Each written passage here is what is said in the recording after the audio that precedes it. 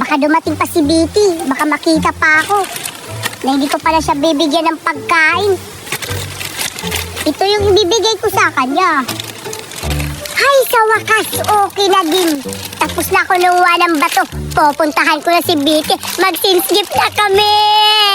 Sana madami yung laman yung ibibigay ni Bitty sa akin na sinskip. Pero may plano ako. Bago ko to ibibigay itong regalo ko, kukunin ko muna yung sa kanya. Tara, puntahan na natin si Bitty. Dito ko na lang hihintayin si Bitty kasi alam niyo itong lugar na to eh. Dito kami mag-sinskip ng regalo. Dito na ako uupo. Ihintayin ko siya. Ayun! Nandun